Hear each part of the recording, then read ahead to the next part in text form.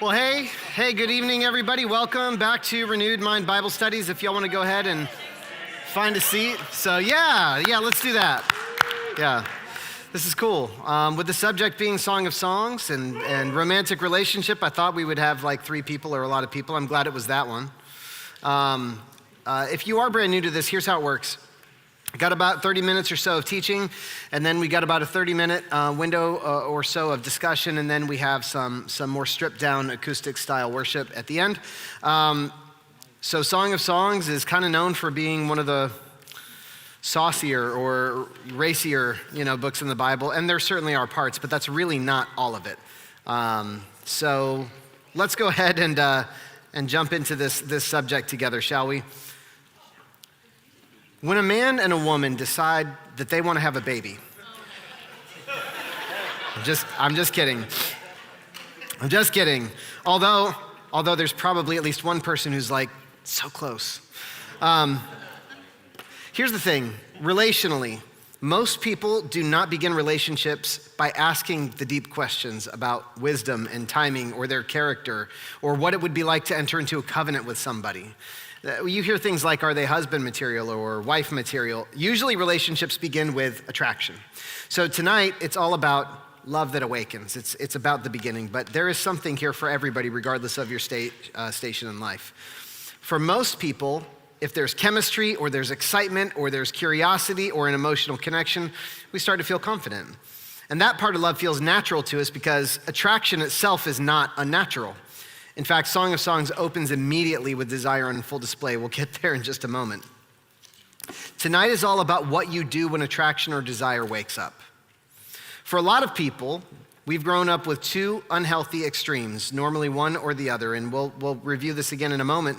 But for some people, it's like they can't not be alone, and they're constantly feeling like they have to fill this void. And then for other people, the issue is they almost feel shameful every time that there is 1 second of attraction or draw to somebody or something. But you should know, just in case this gives you some freedom, it is natural to be attracted to beauty. Now, what's beauty? That's different depending on who you talk to. It is unnatural to look at beauty and decide to use it for self. Does that make sense? What's the saying about art? Art is in the eye of the beholder, right? You could have a piece of art that sells for millions of dollars and you could look at it and say, I think it's a blank piece of paper. And they'd say, no, it's a rabbit in a snowstorm. But it's the same thing when it comes to what attracts you or draws you. The balance of this, of trying to find the happy medium, attraction is a gift. It shows you things that you're drawn to, but what you do with it matters, is something that is very important for all believers. Here's why love matters so much. And one of the things that you're going to hear frequently throughout this 6-part study is that we should not awaken love until the time is right. Why does that matter so much? Because awakened love changes people. You ever have a friend, and once they got into a relationship, you thought, they're not the same? In the Hebrew, they would say, duh. Relationships, they change people. Are you the same after you got into a relationship? And if you are, we do counseling. Awakened love changes people. It affects your emotions and your priorities and your desires and your decisions, and it affects your whole identity. Love has the ability to change the direction of somebody's life for the good or the harm, depending on how it is approached. And I said this in the pre-reading if you got this in your email, but Song of Songs traditionally was treated as a sacred and very mature text by the Jewish people. They were not allowed to read it until they had achieved adulthood. And you may think, well, bar mitzvah, bat mitzvah, when they were 13, they were considered a man or a woman. Yeah, for some of them they didn't allow, some cultures there would not allow people to read it until they were somewhere around the age of 30.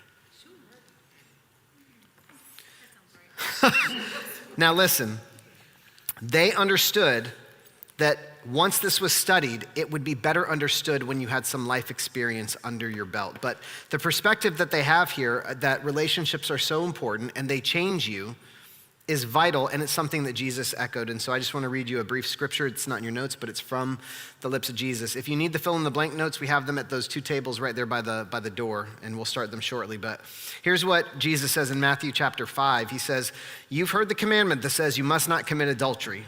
But I say, anyone who even looks at a woman with lust has already committed adultery with her in his heart. In other words, he's saying, yeah, don't do it, but here's how you stop from ever even getting to the place that you could do it. He goes on to say this, gentle Jesus, who leaves the 99 to find the one. He says, so if your eye, even your good eye, causes you to lust, gouge it out and throw it away. It's better for you to lose one part of your body than for your whole body to be thrown into hell. And if your hand, even your strong hand, causes you to sin, cut it off and throw it away. It's better for you to lose one part of your body than for your whole body to be thrown into hell. Jesus was not lowering the value of love or relationships, and in case anybody is wondering, this was not a literal command. Oh man, I can't believe I did that. Time to get rid of the eye. Love worth desiring. This is Solomon's Song of Songs, more wonderful than any other. You ready? Kiss me and kiss me again, for your love is sweeter than wine. How pleasing is your fragrance. Your name is like the spreading fragrance of scented oils. No wonder all the young women love you. Take me with you, come let's run. The king has brought me into his bedroom. How happy we are for you, O king. We praise your love even more than wine. Now, in case you're worried that the inner middle schooler in you is going to giggle every time I read a scripture, I'm not going to read every single scripture, but some of them you really need to hear. There is no slow introduction in this book with the theme of love, okay? There's no careful setup. They are not worried about how they're writing this. They're not worried somebody's going to say, oh, that's a little inappropriate.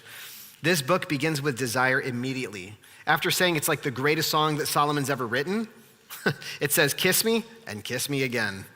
So immediately you are pulled into this relationship that is filled with affection and longing and pursuit that tells us something right away, and it's important for us to understand this, even if we're uncomfortable with it. Scripture is not uncomfortable acknowledging human desire. Scripture is not uncomfortable acknowledging human desire.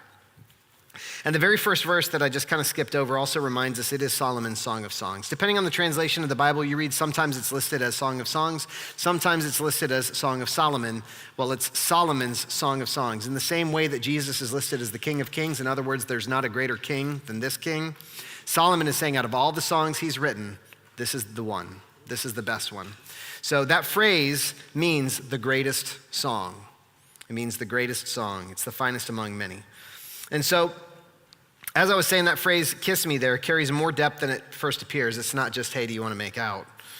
In Hebrew culture, as I'm sure many of us know, a kiss represented a lot of different things. It could represent affection or honor or loyalty or intimacy, depending on the context. If you've ever been reading through the New Testament and it says, greet one another with a holy kiss, and you're like, well, we don't do every tradition today at church. But in the context here, the language clearly communicates it is romantic desire.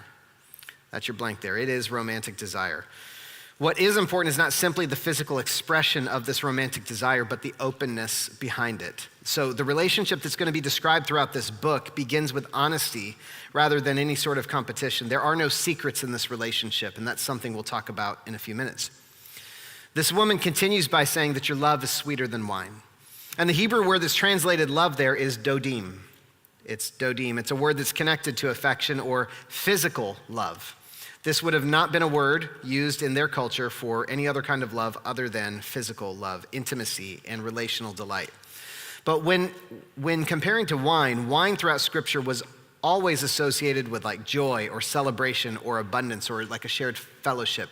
It was something that brought people together. Wine was not normally present for somebody drinking alone in the ancient days that this was written. It was always for gathering and bonding together. So in other words, she's saying that this relationship carries a kind of joy and delight that surpasses temporary pleasures. I want you to think about this. Culture teaches people to pursue excitement without ever asking if the relationship itself is healthy. And when that happens, chemistry, like we talked about earlier, becomes the foundation, and people's feelings become the authority they go by. And Song of Songs immediately begins by connecting desire to something deeper than physical appearance alone.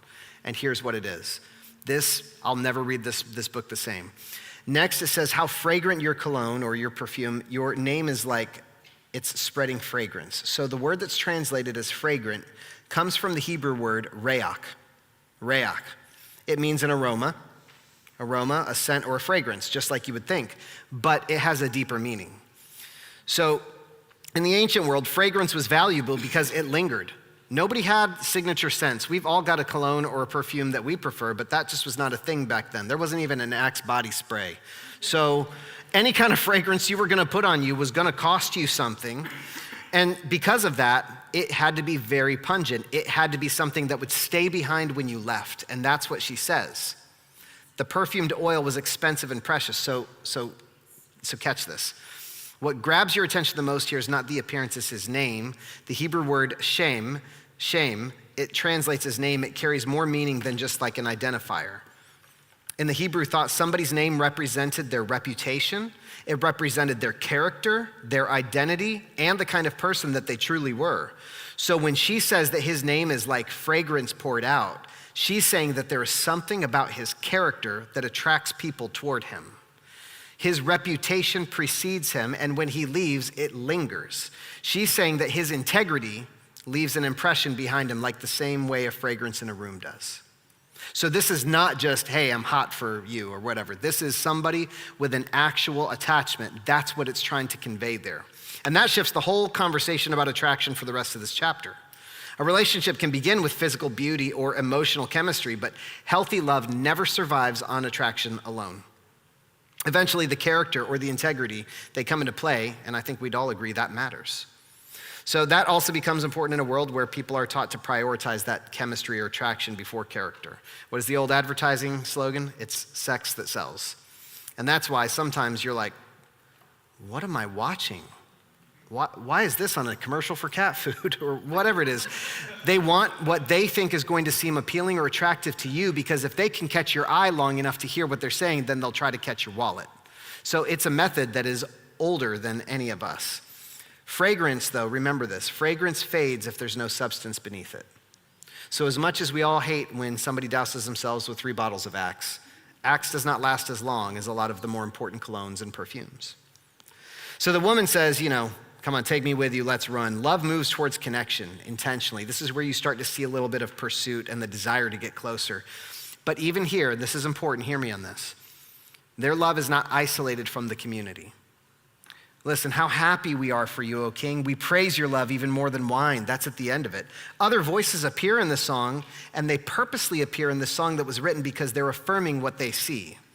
Why does that matter today? Well, it matters because as much as we don't like people in our business, healthy relationships do not only look good in private. They carry integrity publicly as well.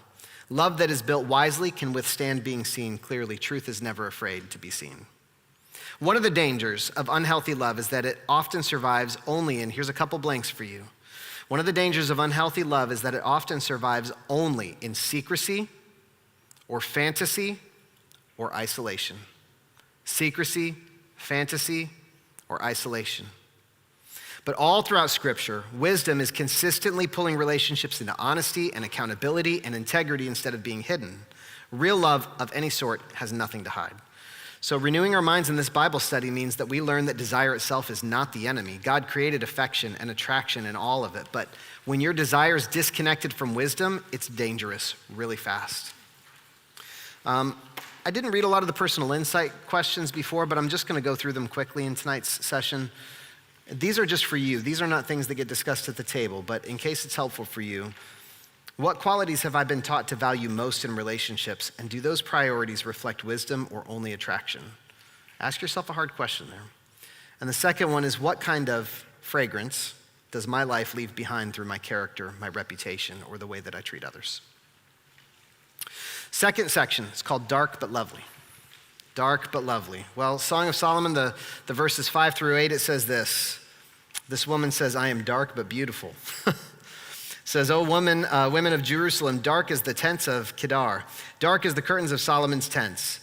Don't stare at me because I'm dark. The sun has darkened my skin. Now, as soon as the relationship begins to unfold, the tone here shifts from all of this open passion and openness to admiration and vulnerability.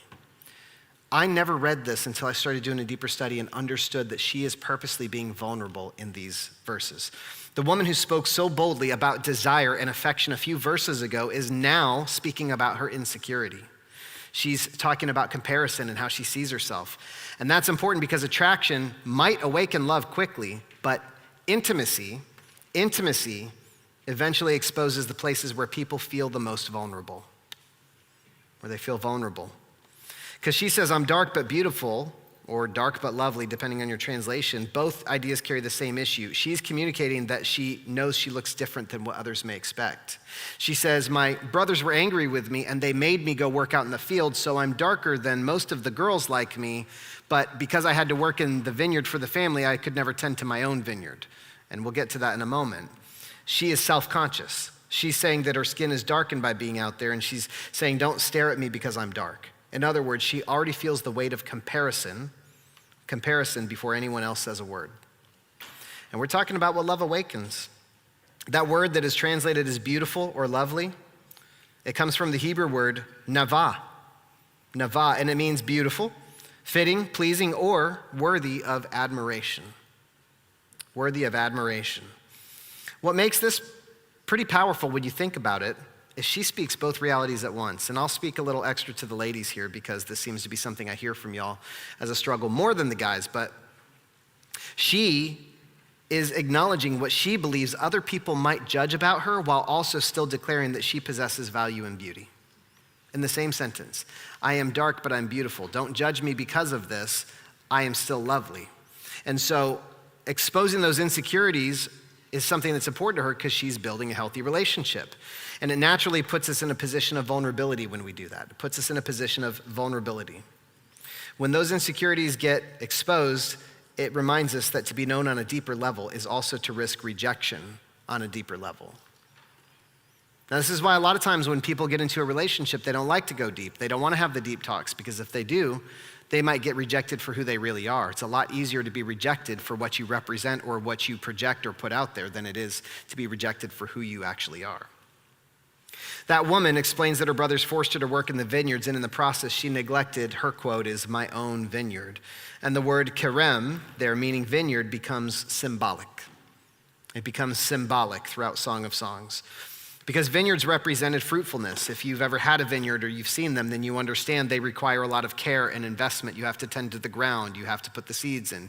You have to water. You have to make sure that, pests don't get in. So here we can see that the vineyard actually reflects her own life and her own condition. What she's actually saying is she has spent so much time laboring for others that she feels like she has neglected herself. She's neglected herself. So that reality kind of reaches a little bit deeper than physical appearance, doesn't it? I don't know if there's anybody here that knows what it feels like, but a lot of people know what it feels like to pour into your responsibilities and expectations and your work and family pressures or even ministry or the needs of others while also neglecting your own emotional and spiritual health. That's basically what she's saying. Her own emotional and spiritual health. It is possible, I hope this is a good warning to somebody, it's possible to appear productive externally while internally feeling exhausted, unseen, or disconnected from your own worth.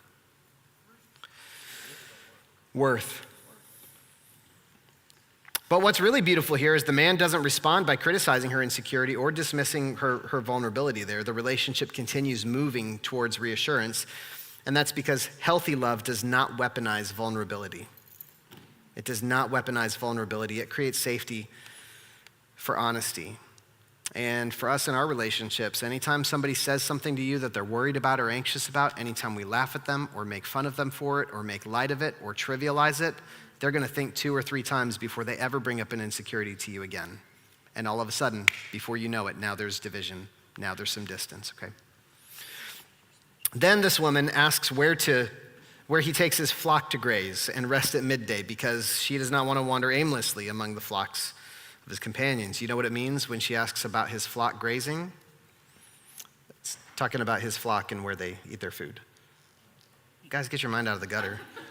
So beneath the surface, though, this is not just about location, it's about direction and belonging. She wants to know if she would be accepted, if she could accompany him.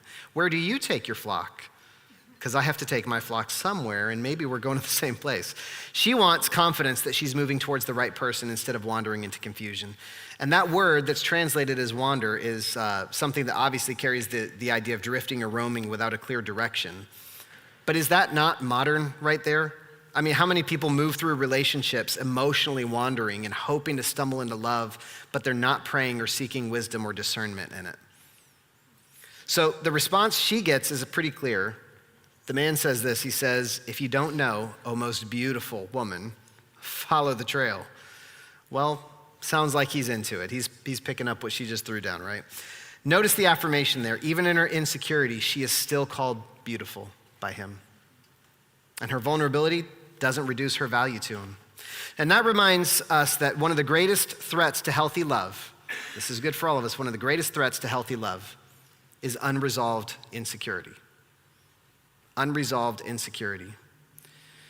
And here's why. Insecurity can cause people to settle for unhealthy relationships. It can cause them to seek validation from the wrong places. It can sabotage healthy connections, and it can make them constantly question their own worth. When identity is unstable, relationships become attempts to gain worth instead of expressions of the worth they already have. So a couple insight questions. What areas of our lives do insecurity or comparison most often shape the way you see yourself or others? And secondly, are you looking to relationships to give you identity, or are you allowing God to shape your identity first? It's an important question.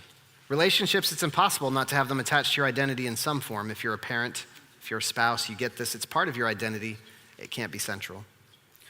Verses 9 through 17, this is called the power of honor. If you attend on Sundays, we talked about honor just a couple of weeks ago. And all of this back and forth is them honoring each other. As I look at this, I can see that the man is continuing to speak here. He says, "You are as exciting, my darling, as a mare among Pharaoh's stallions." This is one of my favorite things when we look at biblical compliments. Have you ever seen where people will print this now on coffee mugs and shirts, and they're like, "Baby, your hair is like a flock of goats," right? And I get it, like it's funny by today's standards, but all of this is very intentional. He says, "How lovely are your cheeks, your earrings set them afire." Try that with your wife later, guys. He says, "How lovely is your neck, enhanced by a string of jewels. We will make for you earrings of gold and beads of silver." The woman says, "The king is lying on his couch, enchanted by the fragrance of my perfume." So here it comes, right? And so they go back and forth. So listen to this. How they speak to each other is completely honoring. It is completely honoring. He's not just saying how beautiful she is. He's saying, you deserve a necklace on that neck. He's saying your earrings bring out the natural beauty of you, of your cheeks. When he's talking about the mare, that's important, and I'll get to that in a second. But I want you to understand that the relationship that they have is also built through words. Compliments are spoken. Value is expressed from one to the other, and they're both not assuming that the other one knows how they feel. It's communicated to each other. My pastor told me about a story, I don't know who it was, that he talked to somebody one time and they said, "Well, I told her I loved her on the day we got married, and if I ever changed, I'd tell her." I don't know if anybody's ever actually said that or not, but that's awful. If you said that, go say you're sorry. They need to know it. Don't build them into somebody who has to come back to you over and over again and say, "Do you still love me? I can't tell. What do you still think of me?" The man starts by saying, "You are as exciting as a mare among Pharaoh's stallions." And at first glance, that does sound like an unusual compliment. But in the ancient world, Pharaoh's horses represented beauty, and they were also very rare and very valuable. It wasn't just a wild horse. He's not like, "Y'all see those horses down at the beach? You're like one of them." He's saying this rare and valuable prize that the average person could not afford to have in their life. You are rare and valuable. This is what he's trying to communicate to her. And the point is not merely physical beauty. The point is that she stands out. And the word that's translated as darling there comes from a Hebrew word, rayah. Rayah means companion or beloved or close friend. Close friend. So when he says darling, it's not even romantic exclusively. And that makes sense when you think about it, because we call kids darling sometimes, right? That's important because even in the romantic language of Song of Songs, love is not reduced to physical attraction at any point in this book. Inside of the affection is companionship. Real love is not built just by desire. It has to be strengthened through your friendship and your closeness with one another and trusting each other. So the man continues describing her cheeks, the jewelry, her neck with strings of jewels. In the ancient Hebrew culture, by the way, the neck and the neckline symbolize dignity and strength of character. So he's also saying that you have high esteem and value in addition to your beauty. That's one of the defining characteristics also of healthy love. It speaks life instead of constantly tearing someone down for some sort of relational authority structure. I think a lot of times in modern relationships, we get into arguments because we say, when you do this, you make me feel like you don't care about me. But if our entire filter was, am I making you feel loved? And their entire filter was, am I making you feel loved? Guess who's feeling loved? Both of you. And so the book of Proverbs says that the power of life and death is in the tongue, and Song of Songs shows us what it looks like when it's used to heal rather than to wound. So a lot of people carry scars from relationships where words became weapons instead of gifts to them. Things like criticism or silence or manipulation, comparison, or just constant negativity, they all erode connection over time. I want you to know, one of the fastest ways to drain health from a relationship is to make honor rare and criticism constant. Is when you make honor rare and criticism constant. I want you to think about this. I've heard somebody say, well, I don't want to compliment her too much because then it won't mean anything when I do compliment her. And I went, let me know how that works. Because what he was trying to say was, I'm doing this for her. I don't think you are. The woman responds by describing the king's presence like perfume resting close to her heart. And yes, she says, like the myrrh or the perfume lying between my breasts is what she says in the scripture. But in this case, it's not even meant to be a sexual moment. It's meant to be that it's close to her heart, because the myrrh was a costly fragrance that was associated with beauty and preparation and celebration. And basically back then, when you knew it was going to be one of those times, that's something that you would adorn yourself with. The Hebrew word, mor there, it means myrrh, very close. It has the whole idea of something that is precious and valuable. Remember what we were just talking about. Fragrance is very rare and very expensive in these days, but it has a presence that lingers. Then she goes on to compare him to a bouquet of sweet henna blossoms from the vineyards of En-Gedi. En-Gedi was an oasis that was near the Dead Sea, but it was known for beauty and gardens and water and life that was in the middle of an otherwise harsh landscape, surrounded by desert and dryness, and death was this little garden. It still is that way today, by the way. Why does that matter? Because healthy love often becomes a source of refreshment in difficult seasons. I'll tell you what, I know I'm kind of known for sarcasm when you get to know me, and I like to pick on the people that I love, but in the hardest seasons that I've had in my life, I don't know what I would have done if I didn't have an oasis in my wife to be able to go to, where I felt safe and I could process things and talk through things. I'm so grateful.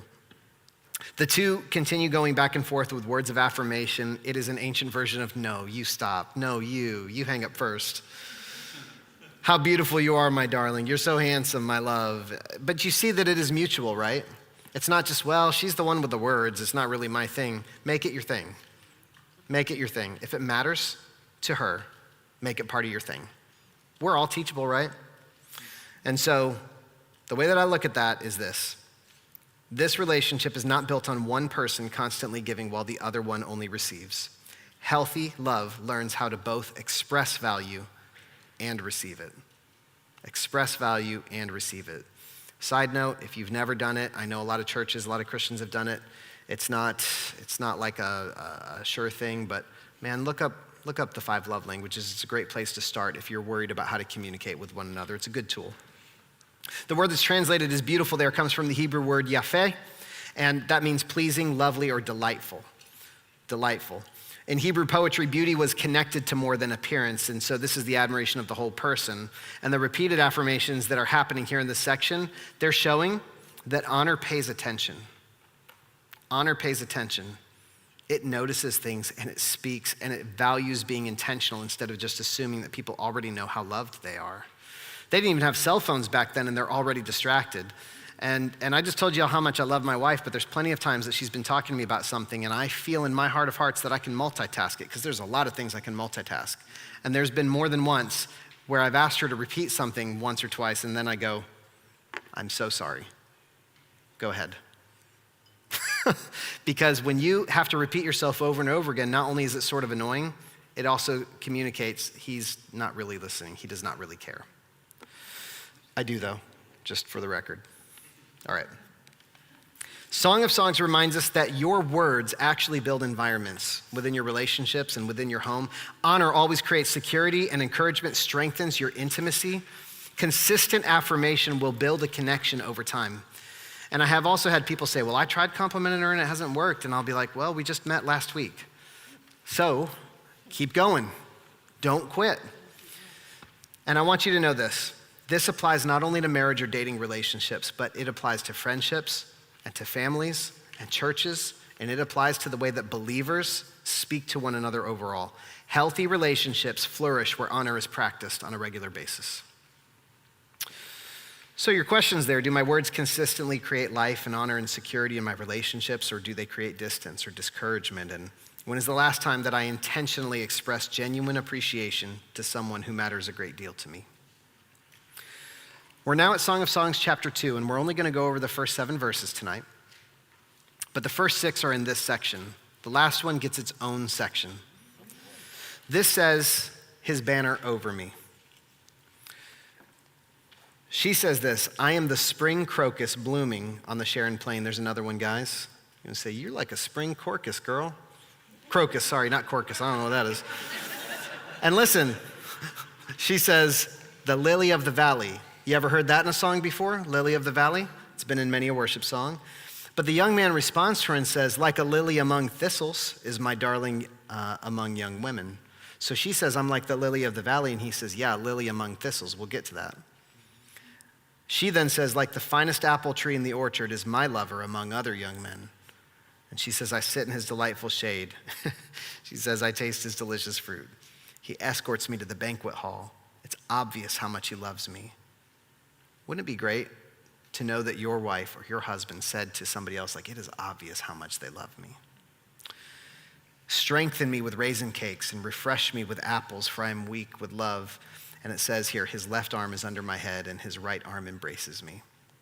Well, obviously this imagery becomes softer and slower and a little more intimate, doesn't it? This relationship is no longer focused on just attraction or the compliment war that they were going through. Now there's this growing sense of closeness and physical bonding that's happening, and love is beginning to feel less like excitement and more like rest. One of the most beautiful things when you're in a healthy relationship is how restful it can feel. There are times I do not feel like talking about my day. I don't feel like getting it out. I don't feel like venting. I don't feel like filling her in or anything. I just want to go and be at home and be around her. And that alone is helpful.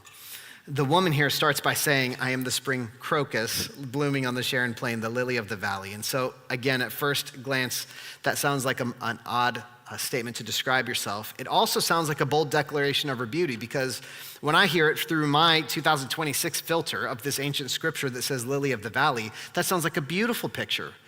Is that the way it sounds to you also?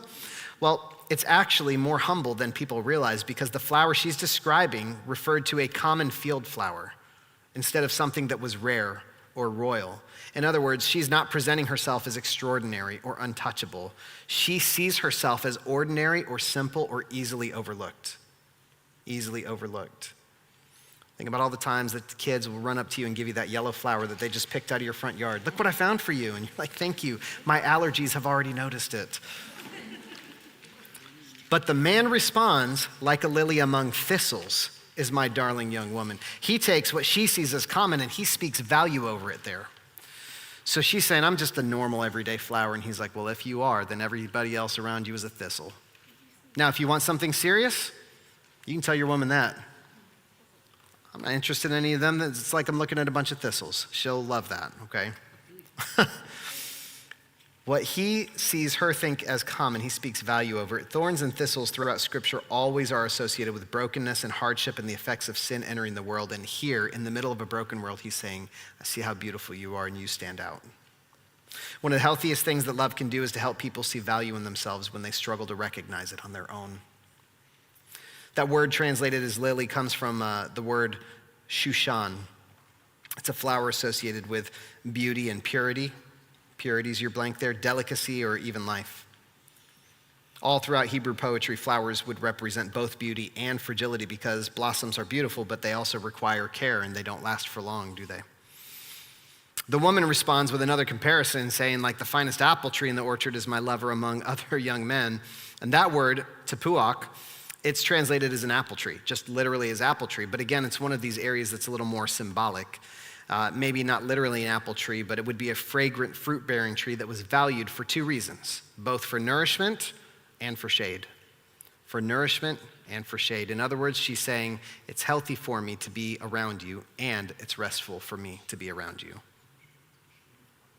Attraction alone can't sustain closeness over time. Eventually, people begin looking for something more than excitement. They look for peace and emotional safety and trust.